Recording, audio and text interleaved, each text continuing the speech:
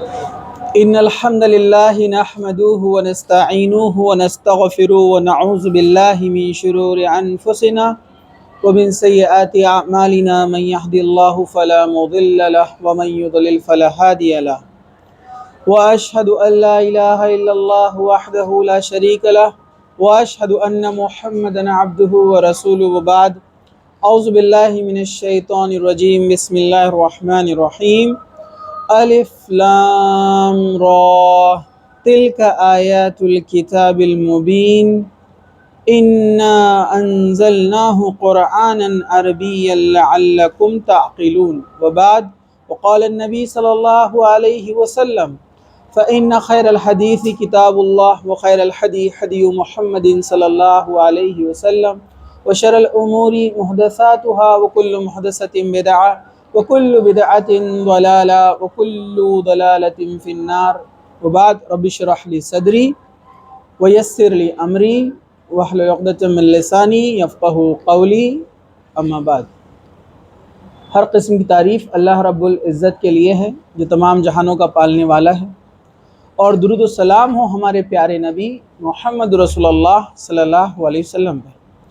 تو جس طریقے سے آپ سبھی جانتے ہیں کہ فرائیڈے کے دن، جمعہ کے دن ایک لیکچر ہمارا درس پر مشتمل ہوتا ہے، اس میں ہم ایک جو ہے قرآن یا سیرت یا انبیاءوں کی سیرت سے ایک لیکچر، ایک درس لیتے ہیں۔ انشاءاللہ تعالی آج کے ہمارے جو درس کا عنوان ہے انتہائی اہم ہے اور ایک بہترین قصہ ہے جس کو اللہ تعالیٰ نے کہا احسن القصص۔ قصہ کہتے ہیں، یہ کیا کہیں گے، یہ just as a story telling, یا جس کو ہم بولتے ہیں جسٹ ایسے کہانی نہیں ہوتی ہے۔ قصہ وہ ہوتا ہے جو پاسٹ میں گزر چکا ہے، جو سچائی پر مشتمل ہوتا ہے، مطلب جو صحیح واقعات گزرے ہیں ان کے اوپر یہاں پر اس کو قصہ کہتے ہیں۔ قرآن نے بھی اسے کہا، احادیث میں بھی آتا ہے، اور اللہ تعالیٰ نے قرآن میں آنے والے قصوں کو کیا کہا ہے، احسن القصص، مطلب بہترین قصے۔ احسن مطلب یہ ہر خوبی اس کے اندر آپ کو ملیں گی، یہ برائیوں سے، بے حیائیوں سے اور ایررز سے پاک ہوتے ہیں۔ یہ قصوں میں، یہ واقعات میں ہمارے لیے نصیحت ہوتی ہے، ہمارے لیے عبرت ہوتی ہے، اور ان قصوں کو پڑھ کر، سن کر، سمجھ کر لوگ اللہ سبحانہ وتعالیٰ کی ہدایت کی طرف بڑھتے ہیں۔ یہ خاص بات ہے قرآن کے قصوں کی۔ قرآن کے علاوہ دیگر کتابوں کے بارے میں جب آپ پڑھیں گے، اس میں کی سٹوریز، اس میں کے قصے جب آپ پڑھیں گے تو آپ کہیں گے کہ یہ بالکل ہی بیہودہ چیز ہے، بیکار چیز ہے، خراب چیز ہے، اس میں قصہ کے یعنی سیکھنے جیسی کوئی چیز موجود نہیں ہے۔ مطلب اس بیان کو سن کر جو اللہ کی کتاب سے ہٹ کر ہوتے ہیں، اس میں کبھی سبق نہیں ہوتا ہے، سبق آموز چیزیں نہیں ہوتی ہیں۔ یہ اور بات ہے کہ انبیاء، صالحین، نیک لوگ یا انبیاء یا رسول یا ان کے جو فالوورز تھے، صحابہ، ان کے قصوں میں، اور جو نیک لوگ اس دنیا میں گزرے ہیں ان کے قصوں میں ہمیں کچھ چیزیں ملتی ہیں، رہنمائی ملتی ہے۔ ورنہ اس کے علاوہ آپ دیکھیں گے جو ایسے قصے کہانیاں ہوتی ہیں اس میں کوئی مطلب نہیں ہوتا، کوئی سیکھ نہیں ہوتی ہے۔ یہ بات میں آپ کو کیوں کہہ رہا ہوں، ہمارے پاس ایک بہت بڑی غلط فہمی ہے۔ وہ غلط فہمی کیا ہے؟ جیسا ہمارے ایک رشتہ دار تھے، ان کے گھر میں ٹی وی چل رہا تھا، اور وہ کہہ رہے تھے کہ ہم جو ٹی وی سیریل ابھی دیکھ رہے ہیں یہ گھریلو سیریل ہے۔ میں نے کہا کہ کیسے گھریلو سیریل ہے، چلیے بتائیے۔ میں نے اور ہمارے بھائی نے ان سے پوچھا کہ گھریلو سیریل کیسے، بتائیے۔ تو وہ سیریل جو چل رہا تھا، جو ٹی وی سیریز جو چلتی ہے، آپ ٹی ویوں پہ دیکھتے ہیں، آج کل موبائل پہ بھی آ رہے ہیں، کیا واقعہ ہے اس میں؟ میاں بیوی ہے اور ایک جو ہسبینڈ ہے اس کا چکر کسی اور کے ساتھ چل رہا ہے۔ یہ سبق آموز چیزیں، کیا اس کو گھریلو سیریل کہیں گے آپ؟ بیہودہ باتیں ہیں۔ اکثر ٹی وی سیریلز، قصے، کہانیاں، ایون جو ناولز اور کتابوں میں آتی ہے، ایک عجیب ایک کتاب آتی پاکیزہ آنچل، لوگ پڑھتے ہیں اس کو، اور اس میں پورے ایسے قصے، یہ بھگا کے لے گیا، وہ بھاگ کے آ گئی، اور نام کیا ہے اس کا؟ پاکیزہ آنچل۔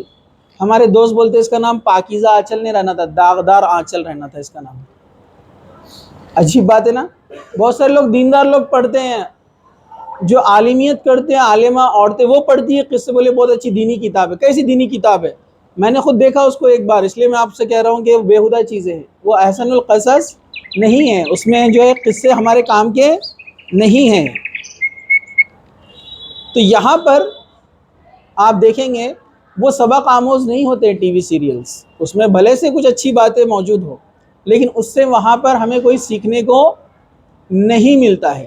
چلیے، قرآن کے قصے کتنے بہترین اور کتنے سبق آموز ہے۔ انسان کی زندگی کے حالات کے مطابق اللہ سبحانہ وتعالیٰ نے اپنے انبیاءوں کو جن آزمائش سے گزارا اور جس ایک انسانی حیثیت کے ناطے وہ جس دور سے گزرے، تو وہ ہمارے لیے نمونہ تھے کہ ان کے ساتھ ایسا ہوا تو انہوں نے اس کا حل کیسے تلاش کیا، اللہ تعالیٰ نے ان کو ایسے مسائل میں کیسے رہنمائی کی، کیسے گائیڈ کیا۔ تو اگر تمہارے ساتھ ہوتا ہے تو تم بھی ایسے ہی راستے کو اپنانا۔ اس لیے یہ قصے دیے گئے ہیں، اس لیے نبی کریم صلی اللہ علیہ وسلم کی سیرت احادیث میں قید کر دی گئی ہے، قیامت تک کے لیے رہیں گی، ہدایت کے لیے رہیں گی۔ تو چلیے ہم آگے بڑھتے ہیں۔ آج ہم دیکھنے والے ہیں سورہ یوسف۔ سورہ یوسف یہ ایک بہترین یہاں پر جو ہے قصہ آیا ہے حضرت یوسف علیہ السلام کا۔ قرآن مجید میں یہ 12 نمبر کا سورہ ہے، 12 نمبر کا سورہ ہے۔ قرآن میں 114 سورتیں ہیں، جس میں سے 12 نمبر کا جو سورہ ہے یہ پورا کا پورا جو ہے یوسف علیہ السلام کے تعلق سے بیان کرتا ہے۔ تو پہلے میں آپ کو مختصر سے بتا دوں یوسف علیہ السلام کون ہیں۔ یوسف علیہ السلام یہ حضرت یعقوب علیہ السلام کے بیٹے ہیں جو کہ نبی تھے، اور یوسف علیہ السلام بھی نبی ہے۔ اسی طرح یعقوب علیہ السلام یہ حضرت اسحاق علیہ السلام کے بیٹے ہیں، اور حضرت اسحاق علیہ السلام یہ حضرت ابراہیم علیہ السلام کے بیٹے ہیں۔ جیسے اللہ کے رسول صلی اللہ علیہ وسلم سے پوچھا گیا کہ انسانوں میں سب سے بہتر کون، تو آپ نے کہا حضرت یوسف، باپ بھی نبی، دادا بھی نبی، پردادا بھی نبی، ایک کے بعد ایک نبی آ رہے ہیں۔ حضرت یعقوب کا نام ہے ان کا نام ہے اسرائیل۔ کیا نام ہے ان کا؟ اسرائیل، نیک شخص کو کہتے تھے۔ تو اسی لیے قرآن مجید میں بنی اسرائیل کا لفظ آیا، جو ان کی نسل سے چلے۔ ان کے 12 بیٹے تھے، ایک بیوی سے 10 بیٹے اور دوسری بیوی سے 2 بیٹے تھے، ٹھیک ہے؟ یعنی حضرت یوسف یہ دوسری بیوی سے تھے حضرت یعقوب کی، اور ان کے ایک چھوٹے بھائی تھے بنیامین، جن کا روایتوں میں نام آتا ہے۔ تو حضرت یوسف اور بنیامین یہ 2 ہیں، اور 10 ان کے سوتیلے بھائی ہیں۔ تو ان کا قصہ کیا تھا، چلیے ہم دیکھتے ہیں۔ یہاں پر اللہ سبحانہ و تعالیٰ نے فرمایا الف لام را تلک آیات الکتاب المبین، یہ روشن کتاب کی آیتیں ہیں۔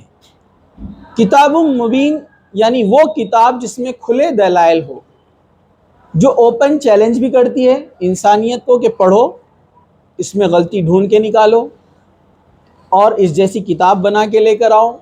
قرآن بہت جگہ چیلنجز کرتا ہے، یہ قرآن کی خاص بات ہے، اور جتنے لوگوں نے اس چیلنج کو قبول کیا وہ اسلام کی آغوش میں یعنی اسلام میں داخل ہو گئے۔ اگر انہوں نے سچے دل سے، سمجھداری سے، گہرائی سے اس کا مطالعہ کیا، اسٹڈی کیا، تو وہ اسلام میں داخل ہو گئے۔ یہ قرآن کی خاص بات ہے، کیونکہ اس میں ہر چیز بہت ہی اچھے انداز میں اور اوپنلی اور آسان مثالوں کے ساتھ بتائی گئی ہے۔ چلیے، تو الف لام را ان کو حروف مقطعات کہتے ہیں۔ حروف مقطعات جو قطع کر کے یعنی توڑ توڑ کر پڑھے جاتے ہیں، جیسے ہم پڑھتے ہیں نا الف لام را، اس کو ہم الر نہیں پڑھتے، الگ الگ پڑھتے، تو اس کو بولتے ہیں قطع کر کر پڑھے جانے والے، توڑ توڑ کر پڑھے جانے والے۔ ایسے 29 جو ہے حروف استعمال کر کے اللہ سبحانہ و تعالیٰ نے قرآن مجید میں ایسے حروف مقطعات استعمال کیے ہیں، اور اس کے معنی اور مفہوم میں کئی لوگوں کا اختلاف ہے۔ کوئی بولتے ہیں کہ یہ 29 وہ حروف ہیں جو عربی میں استعمال ہوتے ہیں۔ اللہ تعالیٰ نے بہت سارے قرآن کی آیتوں میں شروعات اس سے کی تاکہ عربوں کو چیلنج ہو کہ ان حروف کا استعمال تم کرتے ہو، ان حروف سے ہم نے کتاب بنائی، تم اس جیسی کوئی کتاب بنا لاؤ۔ ایسے اور بھی دیگر الگ الگ اقوال ملتے ہیں ہم کو سلف صالحین سے، لیکن سبھی نے آخر میں کیا لکھا ہے؟ واللہ عالم بالصواب، اس کا معنی اللہ بہتر جانتا ہے، ٹھیک ہے؟ چلیے، تو آگے کہا کہ یہ روشن کتاب کی آیتیں ہیں۔ پھر آگے کیا فرمایا؟ اِنَّا أَنزَلْنَاهُ قُرْآنًا عَرَبِيًّا لَعَلَّكُمْ تَعْقِلُونَ، یقیناً ہم نے اس قرآن کو عربی زبان میں نازل کیا ہے تاکہ تم سمجھ سکو۔ ہم سبھی جانتے ہیں کہ قرآن کہاں نازل ہوا؟ عرب میں، مکہ میں شروعات ہوئی اس کی۔ اللہ کے رسول صلی اللہ علیہ وسلم کو آخری نبی بنایا گیا، آخری رسول۔ اب آپ کے بعد کوئی نبی رسول نہیں آئیں گے، تو ظاہر سی بات ہے اللہ کے رسول صلی اللہ علیہ وسلم جس شہر میں رہتے تھے وہاں کی زبان عربی تھی، تو ظاہر سی بات ہے جن پر قرآن نازل کیا جا رہا ہے اسی کی زبان میں اس کو نازل کیا جائے گا تاکہ وہ اس کو اچھے سے اس پیغام کو سمجھے، کیونکہ وہ اگر اس پیغام کو اچھے سے سمجھے گا تو وہ اپنی قوم کو اس پیغام کو پہنچائے گا۔ تو اللہ تعالیٰ نے قرآن میں دیگر جگہ پر اور احادیث میں بھی اس کا ذکر آتا ہے کہ اللہ نے جس قوم میں کتاب بھیجا، جس نبی کو بھیجا، وہ اس قوم کی زبان جانتے تھے یا ان کے احکامات اسی زبان میں نازل ہوتے تھے۔ ٹھیک ہے؟ تو اللہ تعالیٰ کسی قوم میں جب رسول بھیجتے ہیں یا کتاب بھیجتے ہیں تو اسی زبان میں بھیجتے ہیں جہاں کے لوگ جس زبان کو جانتے ہیں۔ ٹھیک ہے؟ اس لیے اللہ تعالیٰ نے آخری کتاب کے لیے عربی زبان کو چنا، اور گہرائی سے مطالعہ کیا جائے تو عربی ایک اولڈسٹ لینگویج ہے، بڑی گہری اس کے اندر گہرائی ہے، بہت اچھے یہ معنی جو ہے ادا کرتی ہے اور بتاتی ہے، اس لیے اس کو اشرف اللغت کہتے ہیں۔ اسی طرح اللہ کے رسول صلی اللہ علیہ وسلم کو آخری نبی چنا ہے، اس لیے آپ کو اشرف المخلوقات میں بھی آپ کو اشرف الانبیاء کا خطاب دیا گیا، اشرف النبی کا۔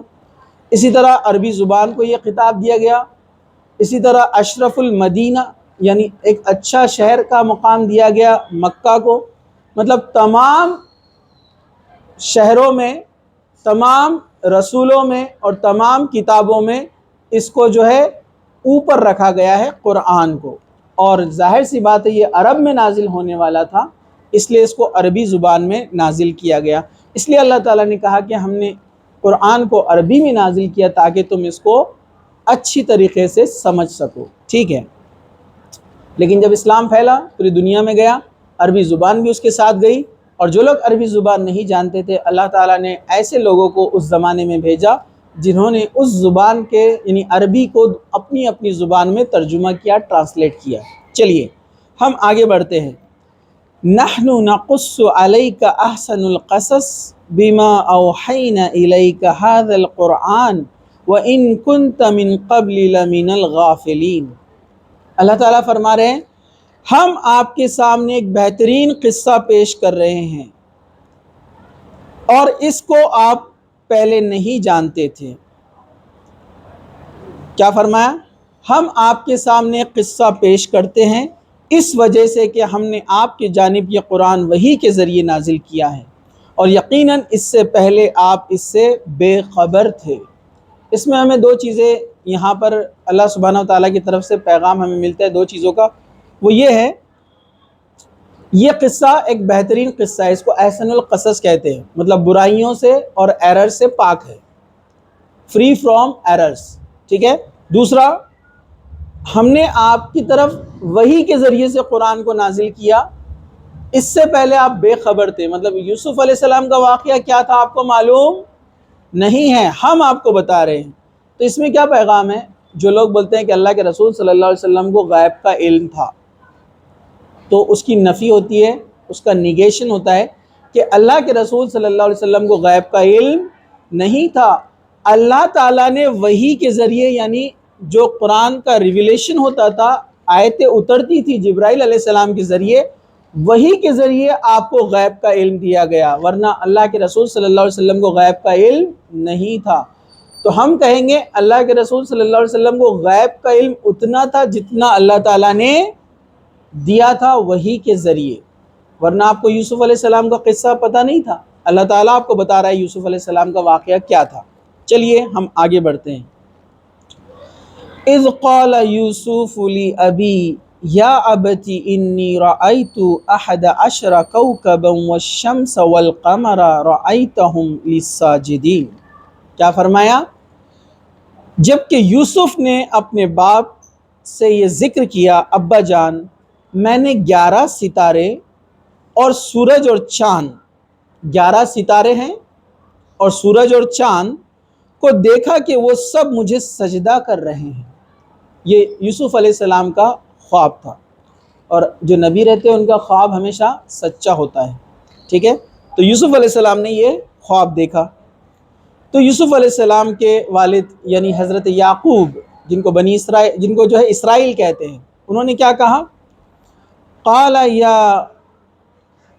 یا بنی لا تقصص رؤیاک علی اخوتک فیکیدوا لک کیدا ان الشیطان للانسان عدو مبین۔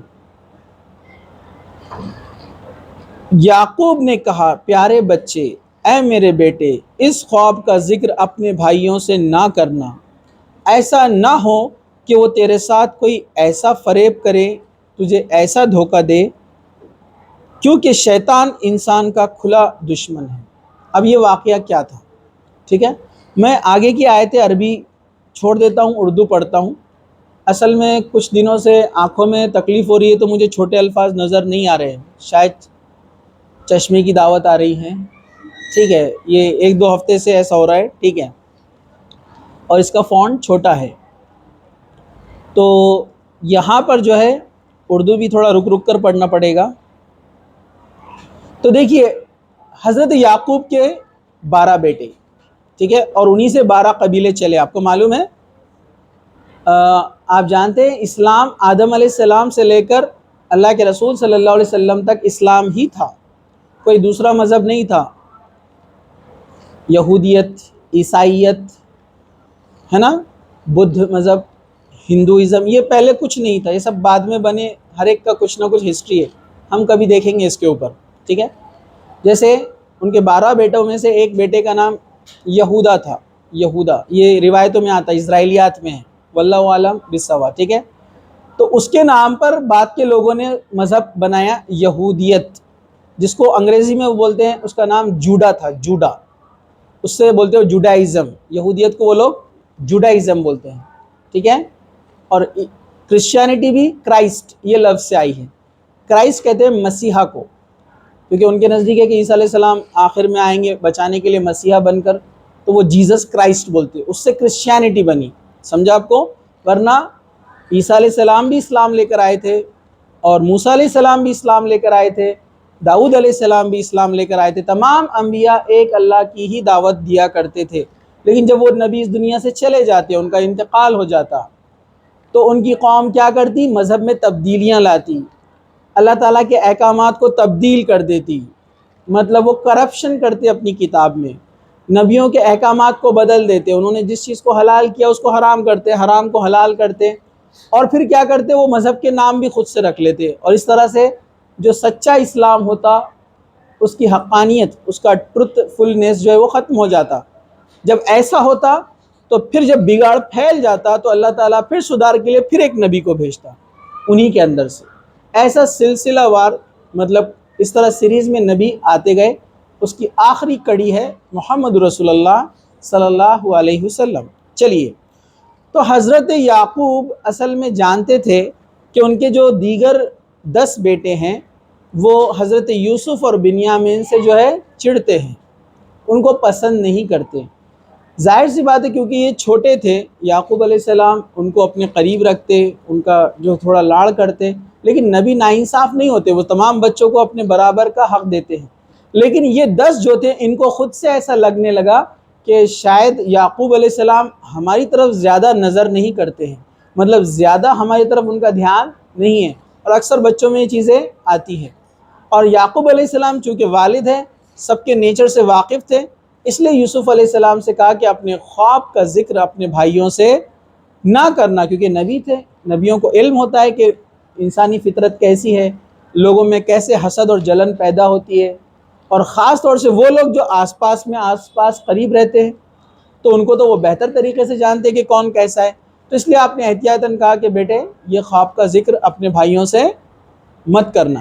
چلیے آگے کیا ہوا؟ آگے ہوا اس طرح سے کہ اور اسی طرح اب اللہ سبحانہ وتعالیٰ بیان کر رہے ہیں، اور اسی طرح تجھے تیرا پروردگار برگزیدہ کرے گا، اور تجھے معاملہ فہمی یعنی خوابوں کی تعبیر بھی سکھائے گا، اور اپنی نعمت تجھے بھرپور عطا کرے گا، اور یعقوب کے گھر والوں کو بھی جیسا کہ اس نے پہلے تیرے دادا پردادا یعنی ابراہیم اسحاق کو بھی بھرپور اپنی رحمتیں دی۔ یقیناً تیرا رب بہت بڑا علم والا ہے اور زبردست حکمت والا ہے۔ حضرت یوسف کو بچپن میں ہی نبوت کی بشارت دے دی گئی کہ یہ نبی بننے والے ہیں بڑے ہو کر۔ یعقوب علیہ السلام سمجھ گئے، وہ خواب سے وہ سمجھ گئے کہ اللہ سبحانہ و تعالیٰ حضرت یوسف کو ایک بڑا مقام عطا کرنے والا ہے، جیسے حضرت زکریا، حضرت یحییٰ اور حضرت عیسیٰ علیہ السلام کو بھی اللہ سبحانہ و تعالیٰ نے پہلے ہی بشارت دے دی نا، حضرت مریم کو، کہ جو ہے بنی اسرائیل کی طرف یہ کیا ہو گئے، نبی بنا کر بھیجے جائیں گے۔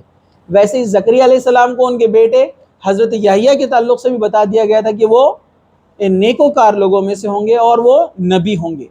تو ویسے ہی یوسف علیہ السلام کے تعلق سے بھی پہلے ہی بتا دیا گیا۔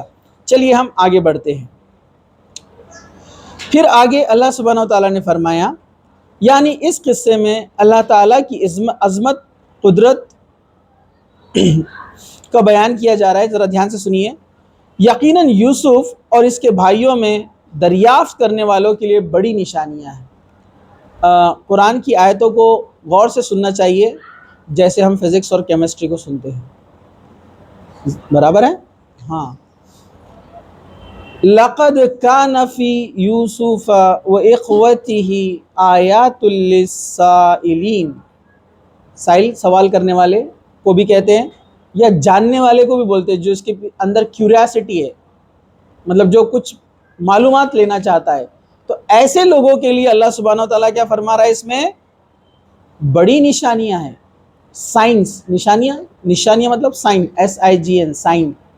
تو اس میں بہت سارے سائنس ہے جس کے ذریعے سے اللہ سبحانہ و تعالیٰ کو انسان پہچان سکتا ہے، اس کے احکامات، اس کے جو آرڈرز ہے، ڈوز اینڈ ڈونٹس، اس کی قدر وہ کر سکتا ہے، اس کی اہمیت کو وہ سمجھ سکتا ہے۔ چلیے ذرا دھیان سے سنیے۔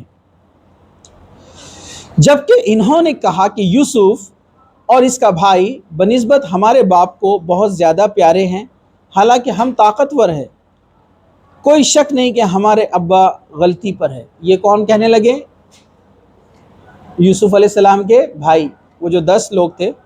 تو مفسرین نے لکھا ان میں سے کسی ایک نے یا بڑے نے کہا کہ ہمارے والد کا دھیان یوسف کی طرف زیادہ ہے اور اس کے بھائی کی طرف، جبکہ ہم 10 ہیں، مطلب یہ ایک ماں سے 10 اولادیں تھیں اور دوسری ماں سے وہ 2 لوگ تھے۔ تو کہا کہ تعداد کے اعتبار سے بھی ہم زیادہ ہیں، طاقتور ہیں، جبکہ ہماری قدر کرنا چاہیے، والد کو ہمارے طرف دھیان دینا چاہیے زیادہ، لیکن وہ دونوں کو جو ہے اپنی طرف زیادہ رکھتے ہیں۔ حالانکہ یہ لوگوں نے یہ نہیں سوچا کہ وہ چھوٹے ہیں دونوں، مطلب اس میں ہمارے لیے بھی عبرت ہے کہ والدین اگر ہمارے چھوٹے بہن بھائیوں کو زیادہ توجہ دیتے ہیں تو چھوٹوں کو توجہ دینے کی زیادہ ضرورت ہوتی ہے بنسبت بڑوں کے۔ تو یہ لوگ اس طرح سے جو ہے خیال اپنے ذہن میں بنانے لگے۔ قرآن نے اس کو نقل کیا، اللہ تعالیٰ نے اس کو بیان کیا کہ یوسف کے بھائیوں نے اس طرح سے کہا۔ اسی طرح آگے ہم بڑھتے ہیں، تو اس میں سے ایک نے کہا یوسف کو تو مار ہی ڈالو یا کسی نامعلوم جگہ پھینک آؤ، تمہارے والد کا رخ پھر صرف تمہاری طرف ہو جائے گا، اس کے بعد تم نیک بن جانا۔ آیتیں ذرا غور سے سنیے۔ قرآن مجید کی بہت ساری آیتیں ایسی ہوتی ہے، بڑی سادی اور آسان ہوتی ہے سمجھنے کے لیے، لیکن انسان غور نہیں کرتا، مسئلہ یہ ہے۔ تو ان میں سے ایک نے کیا کہا کہ اگر ہم چاہتے ہیں کہ ہمارے والد کا دھیان ہماری طرف آ جائے، یوسف کی طرف سے ہٹ جائے، تو ہم ایک کام کرتے ہیں، یوسف کو مار ڈالتے ہیں۔ تو ان میں سے ایک نے رائے دیا کہ نہیں، مارتے نہیں ہیں، ہم ان کو کیا کرتے ہیں، ایک ویران جگہ پر چھوڑ آتے ہیں۔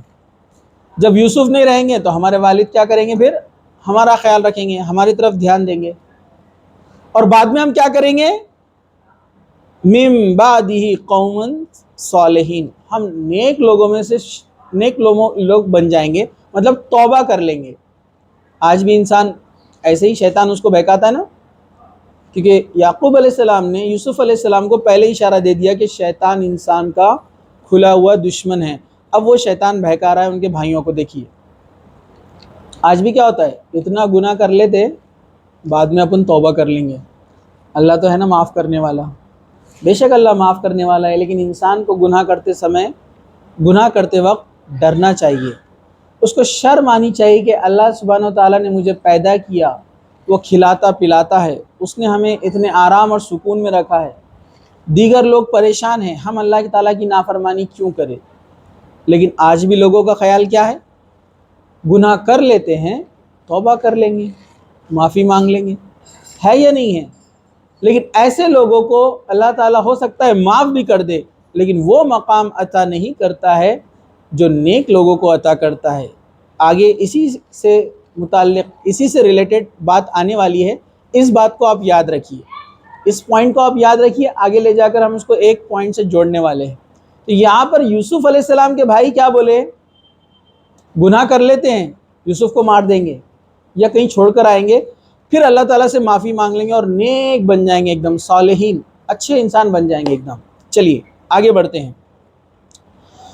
ان میں سے ایک نے کہا یوسف کو قتل نہ کرو، مارتے نہیں ہیں، کیا کرتے ہیں، بلکہ اسے کسی اندھے کنویں میں یا اس کی گہرائی میں ڈال آتے ہیں۔ ایسا کنواں مطلب جہاں پر کوئی لوگ آتے جاتے نہ ہو، جس کی گہرائی بہت زیادہ ہو، تو کہا کہ ہم اسے ڈال دیں گے، پھر کیا ہوگا، قافلے تو گزرتے ہیں، اور جو قافلے ہوتے ہیں، جو لوگ مائیگریٹ ہوتے ہیں ایک جگہ سے دوسری جگہ یا ٹریول کرتے ہیں، تو ان کے قافلے رہتے ہیں، جھنڈ کے جھنڈ جاتے ہیں لوگوں کے، تو کہا کہ ضرور وہ اس کو دیکھ لیں گے اور وہ اپنے ساتھ اس کو لے کر چلے جائیں گے، تو تمہیں ایسا کرنا ہے تو ایسے ہی کرو۔ مطلب ڈیفینیٹلی غلط کام تو کرنے جا رہے تھے، لیکن بھائی ہونے کے ناطے دل میں تھوڑی نرمی تو تھی کہ قتل نہیں کرتے، کنویں میں ڈال دیں گے، تو کیا ہوگا، جو قافلے آنے جانے والے وہ کنووں کو تلاش کرتے ہوئے آتے، پانی ہے یا نہیں ہے، تو کوئی اسے دیکھ لے گا اور اپنے ساتھ لے کر چلا جائے گا۔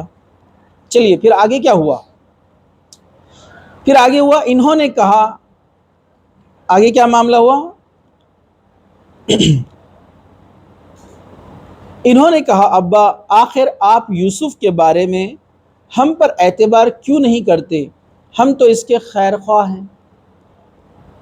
اصل میں یہ واقعہ کیا ہوا، یہ اپنے والد کے پاس گئے اور کہا کہ ہم یوسف کو اپنے ساتھ لے جاتے ہیں، گھومنے پھرنے جائیں گے، تھوڑا کھیلیں گے، تھوڑا انجوائے کریں گے اور آ جائیں گے۔ لیکن شروعات آیت کی کیسے ہوئی ہے، آیت کی شروعات ایسے ہوئی ہے کہ انہوں نے کیا کہا، آخر آپ یوسف کے بارے میں ہم پر بھروسہ کیوں نہیں کرتے، ہم تو اس کے خیر خواہ ہیں، ہم تو اس کا بھلے کا سوچتے ہیں، آپ ہمارے ساتھ اس کو کیوں نہیں بھیجتے؟ تو مفسرین نے کہا اس سے پتہ چلتا ہے کہ اس سے پہلے بھی انہوں نے حضرت یوسف علیہ السلام کو اپنے ساتھ لے جانے کی کوشش کی کہیں پر، لیکن ان کی نیگلیجنسی یا دل میں تھوڑی سی حسد کی بنیاد پر یعقوب علیہ السلام جانتے تھے کہ یہ حضرت یوسف کا خیال نہیں رکھیں گے، تو یعقوب علیہ السلام نے حضرت یوسف کو کبھی ان کے ساتھ نہیں بھیجا۔ اس لیے وہ اس انداز میں کہہ رہے تھے کہ آپ بھروسہ کیوں نہیں کرتے ہم پر، ہم تو اس کے خیر خواہ ہیں، بھائی ہے اس کے، ہم برابر اس کا دیکھ ریکھ کر لیں گے۔ تو آگے پھر فرمایا کل آپ اسے ضرور ہمارے ساتھ بھیج دیجئے، خوب کھائیں گے پیئیں گے اور کھیلیں گے، اس کی حفاظت کی ذمہ داری ہماری ہے۔ وہ حضرت یعقوب علیہ السلام کو کنونس کرنے کی کوشش کرنے لگے، منانے کی کوشش کرنے لگے۔ پھر آگے کیا ہوا، یعقوب علیہ السلام نے کہا اسے تمہارے لے جانا مجھے تو سخت صدمہ دے گا، اور مجھے بھی کھٹکا لگا رہے گا کہ کہیں تمہاری غفلت میں اسے بھیڑیا نہ کھا جائے۔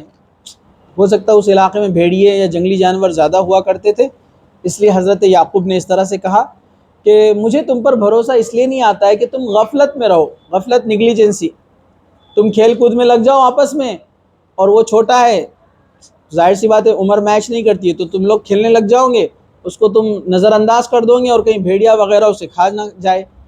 تو آپ نے یہ ڈر، یہ خوف جو ہے اس کا اشارہ کیا۔ انہوں نے جواب دیا کہ ہم جیسی زور آور طاقتور جماعت، یعنی اتنا ہم طاقتور گروپ ہے، 10 لوگ ہیں ہماری موجودگی میں اگر بھیڑیا اسے کھا جائے یا کچھ نقصان پہنچا دے تو ہم تو نکمے ہو گئے پھر۔ مطلب آپ ہم پر ڈاؤٹ کر رہے ہیں، ہم تو اتنے طاقتور قوم ہیں، طاقتور جماعت ہے، ہمارے رہتے ہوئے یوسف کو کون ہاتھ لگائے گا؟ وہ جو ہے کنونس کرنے کی کوشش کرنے لگے۔ اس کے بعد کیا ہوا، پھر جب اسے لے چلے، مطلب یعقوب علیہ السلام نے بھیج دیا ساتھ میں، پھر جب وہ اسے لے چلے سب نے مل کر ٹھان لیا اسے غیر آباد گہرے کنویں میں پھینک دیں گے۔ ہم نے یوسف کی طرف وحی کی کہ یقیناً کہ تُنہیں اس ماجرے کی خبر اس حال میں دے گا کہ وہ جانتے ہی نہ ہوں گے۔ یہاں پر اللہ سبحانہ و تعالیٰ نے حضرت یوسف کو الہام کیا، دل میں بات ڈال دی۔ الہام کرنا یعنی اللہ تعالیٰ نبیوں کے علاوہ غیر نبی کے بھی دل میں بات کو ڈال سکتا ہے۔ کبھی کوئی فیصلے لینے میں آپ کنفیوز ہے، پریشان ہیں، لیکن اچانک آپ دین کے تعلق سے سوچتے ہیں کہ دین اسلام کیا کہتا ہے، ہم وہی عمل کریں گے، پھر اس معاملے میں بھی کبھی کبھار کنفیوز ہو جاتے تو اللہ تعالیٰ دل میں بات ڈالتا ہے کہ ایسے کرو، اور آپ وہ کر گزرتے ہیں۔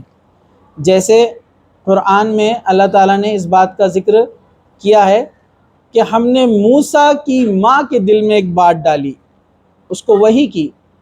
یہ جو وحی کی اللہ تعالیٰ نے جو بات ڈالی دل میں، یہ وہ وحی نہیں ہے جو نبیوں پر آتی ہے، مطلب عام انسانوں کو بھی اللہ سبحانہ و تعالیٰ گائیڈ کرتے ہیں، ٹھیک ہے۔ تو جیسے موسیٰ علیہ السلام کی ماں کو اللہ تعالیٰ نے کیا وحی کی، کیا بات دل میں ڈالی کہ اس کو ٹوکری میں ڈال کر ندی میں بہا دو، اور انہوں نے ویسے ہی کیا، ٹھیک ہے۔ تو یہاں پر یوسف علیہ السلام کے دل میں بھی یہ بات ڈالی گئی، لیکن یہ تو چونکہ نبی بننے والے تھے، ظاہر سی بات ہے ان کے پاس نشانیوں کا آنا، اللہ تعالیٰ کی طرف سے رہنمائی ہونا، یہ تو لازمی تھا، ضروری بھی تھا۔ تو اللہ تعالیٰ نے کہا کہ ہم نے ان کے دل میں بات ڈال دی کہ یہ تمہارے ساتھ ایسا کرنے والے ہیں، اور اللہ تعالیٰ تم کو ایسی حالت میں ان سے واپس ملائے گا، یعنی بات چل رہی کئی سالوں کے بعد کی، کہ پورا جو واقعہ ہوا نا آخر میں ہم دیکھیں گے کہ ان کے بھائی آئے اور یوسف علیہ السلام کو پہچانا نہیں، تو یوسف علیہ السلام نے بتایا کہ تم نے میرے ساتھ ایسا کیا تھا، اور وہ اس وقت کیا بن چکے تھے، عزیز مصر کے گورنر بن چکے تھے۔ تو یوسف علیہ السلام کو اللہ تعالیٰ نے ابھی بچپن میں ہی کہہ دیا کہ ہم تمہاری ملاقات تمہاری بھائیوں سے اس حالت میں کروائیں گے کہ وہ جانتے بھی نہ ہوں گے۔ تو پہلے ہی ان کو دلاسا دے دیا، دل کو مضبوط کر دیا کہ جو تمہارے ساتھ ہونے والا ہے اس پر صبر کرو۔ تو اب یہاں پر جو ہے کہا، اور عشاء کے وقت وہ سب اپنے باپ کے پاس روتے ہوئے آئے، کنویں میں ڈال دیا، اور عشاء کے ٹائم جو ہے وہ روتے ہوئے آئے اور کہنے لگے ابا جان، ہم تو آپس میں دوڑ میں لگ گئے، اور یوسف کو ہم نے اسباب کے پاس جو ہے چھوڑا تھا، بس اسے بھیڑیا کھا گیا، آپ تو ہماری بات نہ مانیں گے، گوا ہم بالکل سچے ہو۔ اب دیکھیے وہ کتنی اچھی ایکٹنگ کر رہے ہیں۔ پھر آگے کیا کہا، اور یوسف کے کرتے کو جھوٹ موٹ کے خون سے آلود کر دیا، مطلب ملا دیا، اور باپ نے کہا یوں نہیں، بلکہ تم نے اپنے دل ہی میں سے ایک بات بنا لی ہے، پس صبر ہی بہتر ہے، اور تمہاری بنائی ہوئی باتوں پر اللہ ہی میری مدد کر سکتا ہے، میں اللہ کی مدد طلب کرتا ہوں۔ تو یہاں پر آپ غور کریں گے، یوسف علیہ السلام کے دل میں بات اتر چکی تھی کہ کیا معاملہ ہونے والا ہے۔ حضرت یعقوب یہ بھی ایک نبی ہے، اس لیے ان کو بھی پتہ چل گیا کہ معاملہ اینڈ کیا ہونے والا ہے، یوسف علیہ السلام کا کوئی نقصان نہیں ہوگا، اللہ ان کی حفاظت کرے گا۔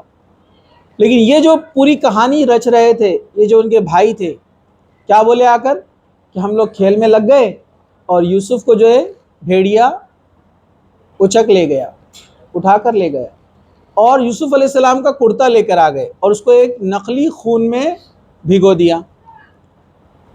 تفسیر میں آتا ہے یعقوب علیہ السلام نے جب کرتے کو دیکھا تو وہ سمجھ گئے کہ یہ ان لوگوں کی چال بازی ہے، کیونکہ کرتا کہیں سے پھٹا ہوا نہیں تھا، وہ فوراً سمجھ گئے۔ اس سے ایک بات بھی ہمیں پتہ چلتی ہے، گناہ کرنے والا کچھ نہ کچھ ثبوت چھوڑ کے جاتا ہے، چاہے کتنا ہی شاطر ہو، ہے نا۔ آج کل لوگ بول رہے ہیں کہ سائبر کرائم ہے نا، ہیکرز الگ الگ قسم کی ٹیکنالوجی استعمال کر کے چوریاں کر رہے ہیں، لوگوں کو دھوکے دے رہے ہیں، لیکن وہ کچھ نہ کچھ سراغ اپنے ساتھ ضرور چھوڑ جاتے ہیں، اور وہ پکڑ میں بھی آتے ہیں، کوئی بچتا نہیں ہے۔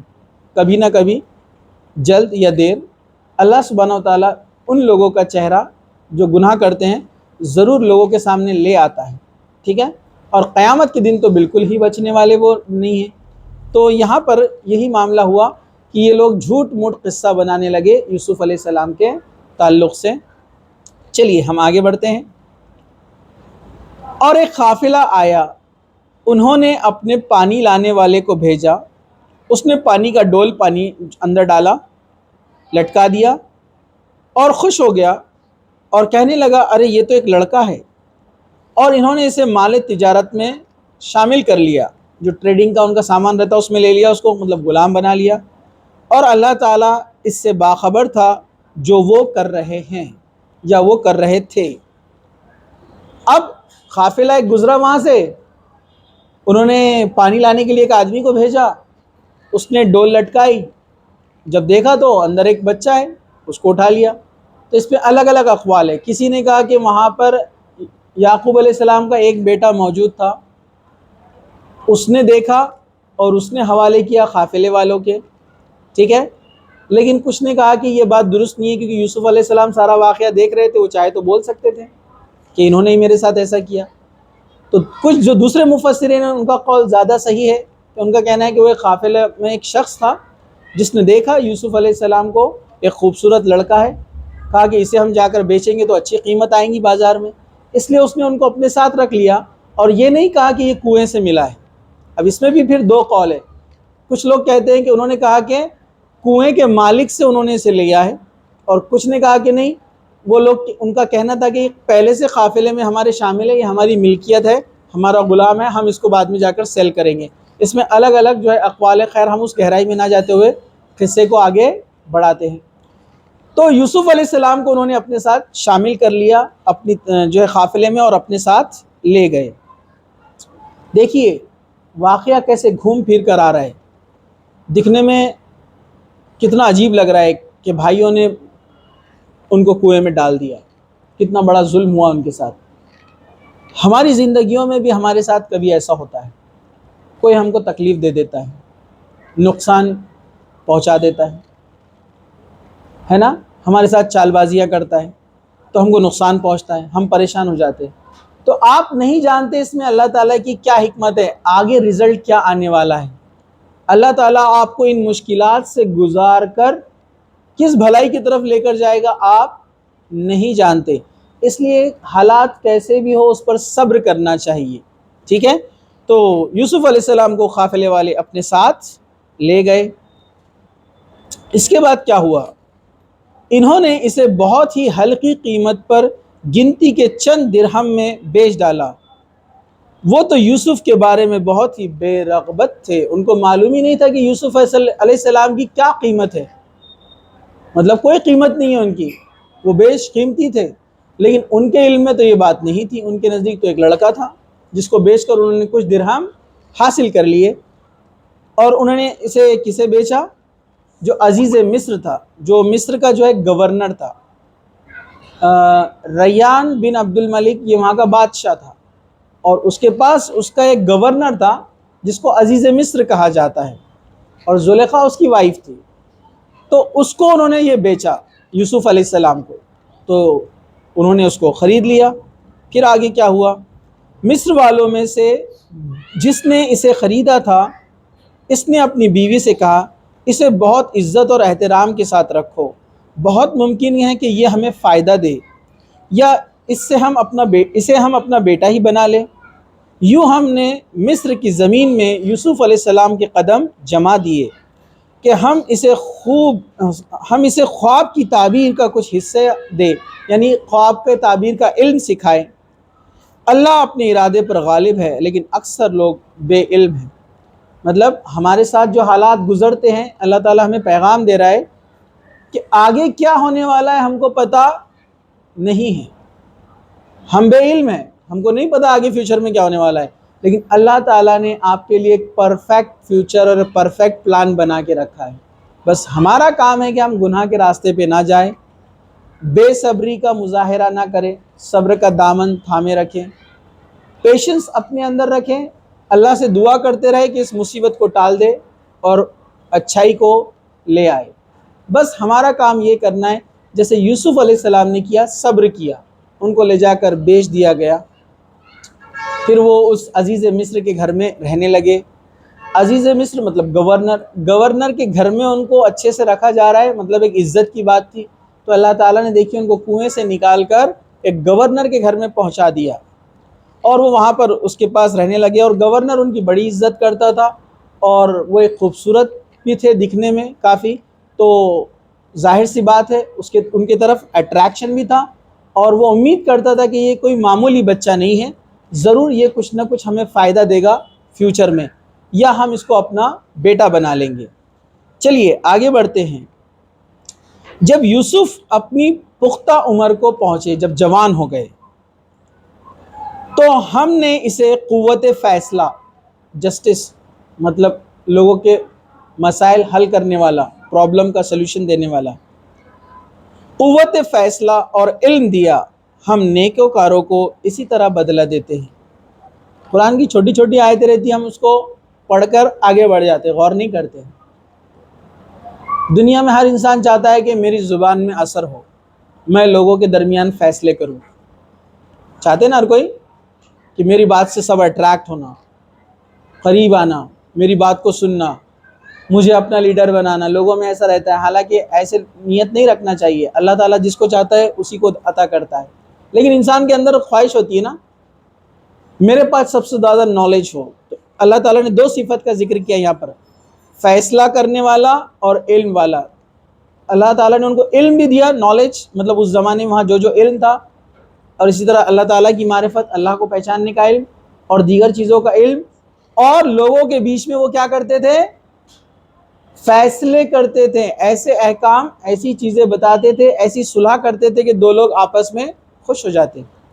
اسی طرح کا واقعہ جو آپ پڑھیں گے سورہ لقمان، سورہ نمبر 31، اس کی تفسیر میں آپ پڑھیں گے.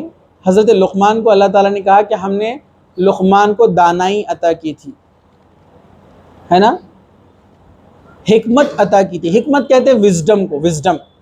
تو اللہ تعالیٰ نے قرآن میں کہا کہ ہم نے لقمان کو حکمت دی تھی. لوگ سمجھتے حکیم سے مراد حضرت لقمان ڈاکٹر تھے، MBBS. ارے وہ حکمت نہیں تھی، وہ حکیم نہیں تھے، وہ دوائی والے حکیم نہیں. حضرت لقمان حکیم، حکمت دی مطلب ان کو اللہ تعالیٰ نے وزڈم دیا تھا. وہ لوگوں کے درمیان فیصلے کرتے تو لوگ خوش ہو جاتے. A اور B پرسن لڑتے ہوئے آئے، وہ ایسا ڈیسیجن دیتے کہ دونوں خوش ہو جاتے تھے، ٹکراؤ ختم. لوگ ان کی بات سننے کے لیے بھیڑ جمع کرتے تھے. حالانکہ حضرت لقمان کون تھے؟ نبی نہیں تھے. حضرت لقمان ایک حبشی، کالے کلوٹے، کوئی خوبصورتی نہیں تھی، لیکن زبان میں ایسا اثر تھا، لوگ ان کی طرف چلے آتے تھے ان کی بات سن کر. ایک دوسرے حبشی نے، ایک دوسرے شخص جو انہی کی نسل سے تھا، غلام خاندان سے، وہ بولا لقمان تمہاری بات میں اتنا اثر کیسے ہے؟ تم تو میرے قبیلے سے ہو، میرے جیسی دکھتے ہو، لوگ تمہاری طرف اٹریکٹ ہو کر کیسے چلے آتے ہیں؟ تم لوگوں کے درمیان فیصلے کرتے ہو، لوگ سن لیتے، مان بھی لیتے، کیا خاص بات ہے؟ حضرت لقمان نے کہا کہ اللہ بہتر جانتا ہے، لیکن جن چیزوں کو میں کرتا ہوں مجھے امید ہے کہ اس کے بدلے اللہ تعالیٰ نے مجھے یہ چیز عطا کی ہے. میں اللہ کا ذکر کثرت سے کرتا ہوں. کیا کہا؟ میں اللہ کا ذکر کثرت سے کرتا ہوں، بہت اللہ کو یاد کرتا ہوں. دوسرا، میں رشتوں کو جوڑتا ہوں، رشتوں کو توڑتا نہیں ہوں. اپنے پاس ہوتا ہے نا، ذرا جھگڑا ہوا کہ بات بند، ان کے گھر پہ نہیں جانے کا. برابر ہے کہ نہیں ہے؟ فلاں کا رشتہ قبول نہیں کرے، ہماری بیٹی قبول نہیں کرے، آج سے ان کے گھر پہ جانا بند، ان کی دعوتوں میں جانا بند. برابر ہے کہ نہیں؟ ہماری بیٹی کو قبول نہیں کرے، ارے برابر ہے کہ نہیں؟ یا ہمارے بیٹے کو بیٹی نہیں دیے، یہ وہ چلتا نا، برابر ہے کہ نہیں ہے؟ ہمارے بیٹے چاند جیسے بیٹے کو نہیں دیے، اور وہ دیکھو کالا پیلا اٹھا کے لائے. اور پھر اس بات پر کیا ہوتی؟ کٹی. اور کٹی اتنی بڑی ہوتی، سالوں سال ایک دوسرے کو نہیں ملتے. جبکہ 3 دن سے زیادہ اگر مومن مسلمان آپس میں ایک دوسرے سے دور رہتے ہیں، بات بند کرتے ہیں، سلام بند کرتے ہیں، ان کی عبادتیں ان کے سر کے اوپر سے جاتی ہیں، قبول ہی نہیں ہوتی ہے نمازیں. پڑھتے رہو نمازیں. کسی دو مسلمان آپس میں لڑ لیے دنیاوی بنیاد پر، ہاں دین کی بنیاد پر الگ ہوں گے تو ثواب ملے گا. آپ نیک ہے اور کوئی آپ کو برائی کی طرف بول رہا ہے کہ ہمارے ساتھ تم یہ برائی کرو، تم بھی بے پردہ بن جاؤ، تم بھی ناچو گاؤ ہمارے ساتھ، اور آپ بولتے ہیں کہ نہیں ہم نہیں کر سکتے، تو بولیں گے ہم تم سے بات نہیں کرتے، تو بولنا بالکل اس کا ثواب ہے، جاؤ آپ. دین کی بنیاد پر کوئی آپ سے الگ ہوتا ہے تو ثواب ہے. ہاں دنیاوی چیزوں کی وجہ سے آپ ایک دوسرے سے رشتہ توڑتے ہیں تو گناہ ہے، عبادتیں قبول نہیں ہوتی، یاد رکھیے. تو حضرت لقمان نے کہا کہ یہ چیزیں ہیں میرے اندر جس وجہ سے ہو سکتا ہے، اور اکثر میں خاموش رہتا ہوں، بے وجہ باتیں نہیں کرتا ہوں. یہ تفسیر میں آتا ہے. چلیے، تو اللہ تعالیٰ کس کو دیتا ہے علم اور فیصلے کرنے کی صلاحیت؟ نیک لوگوں کو، جو نیکوکار ہوتے ہیں. برابر ہے کہ نہیں ہے؟ ان لوگوں کو نہیں دیتا اللہ تعالیٰ جنہوں نے پہلے کیا کہا تھا، یوسف کو قتل کر دیتے ہیں، کہیں چھوڑ کر آ جاتے ہیں، بعد میں معافی مانگ لیں گے. تو ہمارے نیچر تو ایسے ہی ہے نا، ہم تو یہ بولتے ہیں نا فلا گناہ کر لیں گے. تو ہم یوسف علیہ السلام کے بھائیوں کے نقش قدم پر چل رہے ہیں نا، جن کو ہم اس کیریکٹر کو پسند نہیں کر رہے ہیں جب تفسیر پڑھتے ہیں تو، سیرت پڑھتے ہیں تو، لیکن ہم اس جیسا لائف میں رہتے ہیں. ہم یوسف علیہ السلام کے جیسا کیریکٹر نہیں بنانا چاہتے جیسا قرآن میں ان کا ذکر ہے. ہم ان کے بھائیوں کی طرح بن رہے ہیں نا. برابر ہے کہ نہیں ہے؟ چلیے اب ہم آگے بڑھتے ہیں اور اپنی بات کو یہاں ہم ایک آیت پہ ختم کریں گے، 2 آیتوں پر. اس عورت نے جس کے گھر میں یوسف تھے، یوسف کو بہلانا پھسلانا شروع کیا، وہ اپنے نفس کی نگرانی چھوڑ دے. ٹھیک ہے، اور آگے کیا کہا؟ اس سے پہلے والی کچھ آیت چھوٹ رہی ہے کیا؟ ہاں چلیے. اس عورت نے، یعنی جو عزیز مصر کی بیوی تھی، یعنی جو زلیخا تھی، ٹھیک، اس کا نام آتا ہے، یہ حدیثوں میں نہیں ہے. ٹھیک ہے، اس عورت نے جس کے گھر میں یوسف تھے، یوسف کو بہلانا پھسلانا شروع کیا، وہ اپنے نفس کی نگرانی چھوڑ دے اور دروازے بند کر کے کہنے لگی، یوسف آ جاؤ. تو یوسف علیہ السلام نے کہا، معاذ اللہ، میں اللہ کی پناہ میں جاتا ہوں، میں اللہ سے ڈرتا ہوں، وہ میرا رب ہے، مجھے اس نے بہت اچھے طریقے سے رکھا ہے، میں بے انصافی کرنے والوں میں سے نہیں ہوں. یوسف علیہ السلام ایک نوجوان ہے، خوبصورت ہے، ان کو اس عورت نے گناہ کی طرف انوائٹ کیا. حدیث میں آتا ہے کسی نوجوان کو کوئی عورت، خوبصورت عورت گناہ کی طرف دعوت دے اور وہ کہے کہ میں اللہ سے ڈرتا ہوں، قیامت کے دن ایسا نوجوان آپ کو پتہ ہے کہاں پر ہوگا؟ عرش الہی کے سائے میں. اللہ تعالیٰ کا جو عرش رہے گا نا، سارے لوگ گرمی میں پریشان رہیں گے، صرف ایک سایہ رہے گا جس میں لوگ سکون میں کھڑے رہیں گے. 7 قسم کے لوگ، اس میں سے ایک ہے جس نوجوان کو، اس کی تفسیر میں علماء بولتے ہیں یہاں پر مرد کا ذکر آیا ہے کیونکہ اکثر معاملات ایسے گزرتے ہیں، لیکن اگر ایک نوجوان عورت بھی ہے، اس کو کسی نے برائی کی دعوت دیا اور اس نے اس کو قبول نہیں کیا، کہا کہ میں اللہ سے ڈرتی ہوں، تو یہ عورت بھی اس میں شامل ہے، یہ لڑکی بھی اس میں شامل ہے، اس قسم کی، یا اس قسم کا لڑکا جنہوں نے اس برائی کی دعوت کو ایکسیپٹ نہیں کیا. ہمارے پاس تو آپ کالجز اور اسکولز کا کیا حال ہے دیکھیے، ہے نا. بتائیے عرش کا سایہ کہاں سے ملے گا ایسے لوگوں کو؟ تو یوسف علیہ السلام کی سیرت میں بہترین مثال ہے.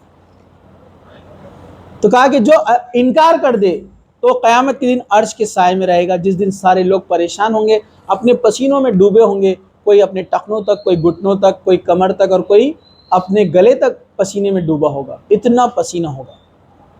لیکن وہ لوگ سکون میں ہیں جنہوں نے اس برائی کی دعوت کا ریجیکشن کیا، ایکسیپٹ نہیں کیا. ہے نا، آج کل جو چلتے نا آفرز، آج کل تو ایسے آتے ہیں آفرز کہ آپ پوچھئے مت، ہے نا. عجیب معاملہ بنا لیا ہے نا، جانوروں سے بھی بری زندگی ہو گئی انسانوں کی. 2-4 لڑکے باتیں کر رہے تھے، ارے یار بولے وہ ایک مہینے پہلے میں نے ایک کو پرپوز کیا تھا، بولے اس نے نہیں بول دی، بولے پھر تو دوسرے میں نے دوسری کو بولا، بولے میں نے. مطلب یہ بیچارہ کتنا عجیب ہے، جانوروں جیسا حال ہو گیا، کتے جیسا پوچھ رہا نہیں کوئی بھی. برابر ہے کہ نہیں ہے؟ انسان کا ایک عزت بھی رہتا نا، سیلف ریسپیکٹ رہتا نا. لڑکیوں میں بھی ختم ہو گیا، لڑکوں میں بھی ختم ہو گیا. پہلے ہوتا تھا پرانے زمانے میں ایسا، لڑکے لڑکیوں کے پیچھے بھاگتے تھے نا. آج کل ایسا بھی جانوروں سے بھی زیادہ گر گئے ہم، لڑکیاں بھی لڑکوں کے پیچھے بھاگ رہی ہیں. ہاں لڑکیاں پریشان ہیں، میرا کوئی بوائے فرینڈ نہیں ہے. ایسے واقعات سننے میں آتے، کچھ بچے آ کر بولتے، مجھے اس لیے پتہ چلتا ہے. افسوس میں جی رہے وہ، میرا کوئی بوائے فرینڈ نہیں ہے. ایک لڑکی دوسری لڑکی کو بول رہی تھی، وہ لڑکی نے مجھے کال کر کے بتائی کہ یہ لڑکی ایسا بول رہی تھی. دینی سوالات کرتے نا لڑکیاں، بولے وہ ایک ہمارے فرینڈ ہے، بولے بڑا تعجب دکھا، بولے ہم کو وہ میرے کو پوچھ رہے تھے، بولے تم اب تک 2nd ایئر میں آ گئے، تمہارا کوئی بوائے فرینڈ نہیں ہے، بولے تم کس سے بات نہیں کرتے سوشل میڈیا پہ؟ تو میں بولی نہیں، تو میں لا کے دیتی. بولے ارے یہ کیا توس ہے، کیا چاکلیٹ ہے کہ لا کے دیتے.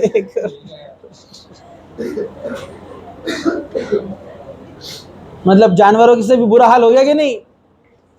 جانوروں جیسا حال ہو گیا پورا، جانور بن گئے پورے، انسان کہنے کے لائق نہیں ہے نا.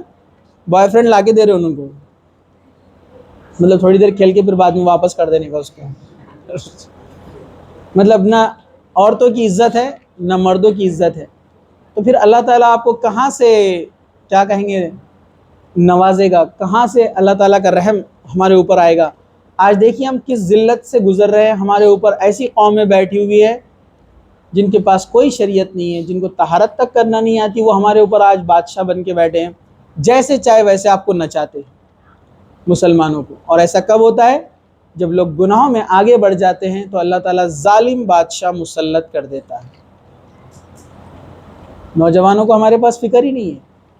حضرت یوسف کو ہم دیکھ ہی نہیں رہے ہیں، ہم اپنی زندگی عجیب گزار رہے ہیں. ٹھیک ہے، تو اس نے ان کو گناہ کی دعوت دی. یوسف علیہ السلام نے کہا معاذ اللہ، میں اللہ سے ڈرتا ہوں. پھر آگے ہیں، اس عورت نے یوسف کی طرف قصد کیا اور یوسف اس کا قصد کرتے اگر وہ اپنے پروردگار کی دلیل نہ دیکھتے. یوں ہی ہوا کہ ہم اس سے برائی سے اور بے حیائی سے دور کر دے، بے شک وہ ہمارے چنے ہوئے بندوں میں سے تھا. قرآن میں کہا کہ اس عورت نے ان کی طرف قصد کیا، وہ ان کی طرف آئی. یوسف بھی ان کی طرف قصد کیے لیکن اللہ تعالیٰ نے ان کو بچا لیا. تفسیر میں مفسرین نے لکھا کہ یوسف علیہ السلام بھی قصد کر لیتے، گناہ کی طرف بڑھ جاتے، لیکن اللہ نے ان کو بچایا. تو اس کی روایت میں تفسیر میں اس طرح سے آتا ہے کہ اللہ تعالیٰ نے کچھ ایسی نشانی ان کے سامنے فوراً پیش کر دی جس سے یوسف علیہ السلام ڈر گئے اور پیچھے ہٹ گئے. اس سے کیا پتہ چلا؟ یوسف علیہ السلام جیسی شخصیت بھی اگر وہ اللہ تعالیٰ کا معجزہ نہیں دکھتی تو اس گناہ میں ملوث ہو جاتی. مطلب ہم اور آپ کچھ بھی نہیں ہے. تو پھر اب کرنا کیا ہے؟ جب اللہ تعالیٰ نے کہا کہ یوسف بھی بڑھ جاتے تھے اگر ہم نشانی نہ بتاتے، تو پھر ہم لوگ کیسے بچیں گے اب؟ تو اس کا جواب ہے اللہ کے رسول صلی اللہ علیہ وسلم کی اس حدیث میں. اللہ کے رسول صلی اللہ علیہ وسلم فرمایا جہاں پر ایک مرد اور ایک عورت ایک ساتھ ہوتے ہیں وہاں تیسرا شیطان ہوتا ہے. اس لیے کبھی کوئی مرد کسی عورت کے ساتھ تنہا نہ رہے، یا تو 2-3 ساتھ میں رہنا چاہیے یا آپ کے محرم ساتھ میں رہنا چاہیے. کہا کبھی کوئی مرد کسی عورت کے ساتھ تنہا نہ رہے، نہ سفر کرے، نہ بات کرے، نہ بیٹھے، کہیں بھی نہیں، کیونکہ تیسرا وہاں شیطان رہتا ہے اور 100% وہ آپ کو بہکا دے گا. یوسف علیہ السلام کے ساتھ چال چل سکتا ہے وہ، ہم اور آپ کیا چیز ہے؟ تو اللہ کے رسول نے بہترین اس کو قصے کو ہی کٹ کر دیا کہ بیٹھو ہی نہ کو، تو سوال ہی نہیں آتا پھر کیا آپ گناہ میں پڑیں گے، قصد کرنے کا سوال ہی نہیں آتا. تو اس لیے ایک عورت کو اکیلے سفر کرنے سے منع کیا گیا، بنا محرم کے کہیں جانے سے منع کیا گیا ہے نا، ٹریولنگ کرنے سے منع کیا گیا ہے. یہ وجہ ہے اس کی. ٹھیک ہے، تو کہا کہ یوسف بھی اس کا قصد کر لیتے اگر ہم اپنی نشانی یوسف کو نہ بتاتے، کیونکہ وہ ہمارے چنے ہوئے بندوں میں سے تھے. دونوں دروازے کی طرف دوڑے اور اس عورت نے یوسف کا کرتا پیچھے کی طرف سے کھینچا اور وہ پھٹ گیا، اس کو پھاڑ دیا. دروازے کے پاس جب وہ دونوں وہاں پہنچے تو دونوں نے اپنے سامنے اس کے شوہر کو پایا، یعنی جو عزیز مصر تھا وہ وہاں پر کھڑا ہوا تھا. تو ان کی جو بیوی تھی وہ کیا کہنے لگی؟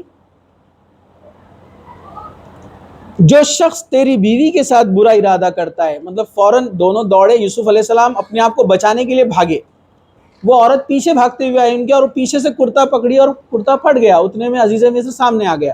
تو یہ عورت فوراً اپنے شوہر سے خطاب کرنے لگی کہ جو شخص، یعنی یوسف علیہ السلام کو الزام ٹھہرانے لگی کہ جو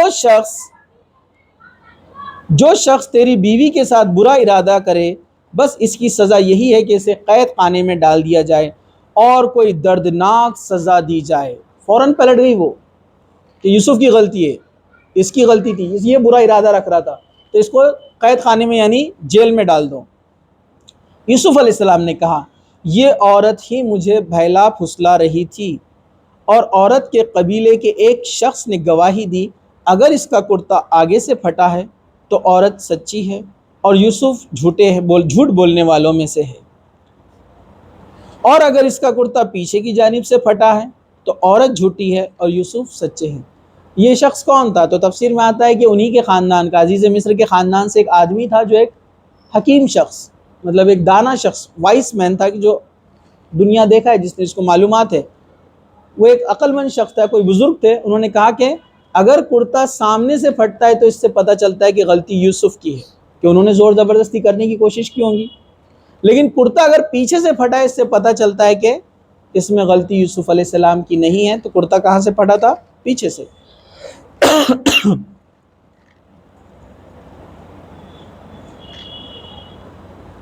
پھر آگے کیا ہوا؟ خاوند نے جو دیکھا کہ یوسف کا کرتا پیٹھ کی جانب سے پھاڑا گیا ہے تو صاف کہہ دیا یہ تو عورتوں کی چال بازیاں ہیں، بے شک تمہاری چال بازیاں بہت بری ہوتی ہیں۔ تو یہاں پر یوسف علیہ السلام کی بے گناہی ثابت ہو گئی۔ عزیز مصر سمجھ گیا، اس آدمی کی گواہی پر وہ سمجھ گیا کہ واقعی میں جو ہے اس آیت سے ہم کو ایک روشنی ملتی ہے۔ لائر جو پروفز اور ایویڈنس پر بات کرتے ہیں، ہے نا، اس سے ہمیں پتہ چلتی ہے کہ ہم نے لا کو سیکھنا چاہیے، اس کا علم حاصل کرنا چاہیے نا، جہاں بھی رہتے، جہاں کے جو اسلامی قوانین تو معلوم کرنا ہی ہے، تو علم حاصل کرنا ہی اس کے علاوہ بھی، ٹھیک ہے۔ تو خیر ہمارا وہ ٹاپک ابھی نہیں ہے، ہم اپنی بات آگے بڑھاتے ہیں۔ تو عزیز مصر سمجھ گیا اور کہنے لگا یہ تم عورتوں کی چال بازیاں اور تمہاری چال بازیاں بہت بری ہوتی ہے، لیکن اس سے کوئی مراد یہ نہ سمجھے کہ تمام عورتوں کے بارے میں کہا جا رہا ہے، یہ خاص اس عورت کے لیے تھا، ٹھیک ہے، یا اس طرح کی عورتوں کے لیے تھا جو ایسی حرکتیں کرتے ہیں کہ گناہ کے کام کرتے ٹائم تو یہ آگے بڑھتی ہے، جب پکڑے جانے کا ڈر ہوتا ہے تو الزام دوسرے پہ ڈال دیتی ہے۔ اور ایسے واقعات آپ لوگوں نے بھی کہیں دیکھے ہوں گے، پڑھے ہوں گے نیوز پیپر میں، کہ فوراً وہ پلٹ جاتے ہیں کہ ان کا اس میں کوئی ہاتھ نہیں تھا، اور وہ جو انسان ہوتا ہے وہ اس میں پھنس جاتا ہے۔ تو یہ چیز کو آپ ذہن میں رکھیے، ان چالوں کو آپ ذہن میں رکھیے کہ دنیا میں ایسے لوگ بھی ہیں جو آپ کو پہلے گناہ کی طرف بلاتے ہیں اور بلانے کے بعد خود ہی پلٹ جاتے ہیں کہ ہم تو اس میں تھے نہیں، تم خود سے آئے۔ تو یاد رکھیے شیطان کے راستے پہ چلیں گے تو ایسے دھوکے بازیاں آپ کو ضرور ملنے والی ہیں، ٹھیک ہے۔ تو چلیے عزیز مصر سمجھ گیا، وہ بات کو مان لیا، لیکن آگے کیا ہوا، آگے بات کیا بڑھی، انشاءاللہ اس کو ہم اگلے جمعہ میں کنٹینیو کریں گے۔ جزاک اللہ خیر، وآخر دعوانا ان الحمدللہ رب العالمین، سبحان ربک رب العزۃ عما یصفون وسلام علی المرسلین والحمد للہ رب العالمین۔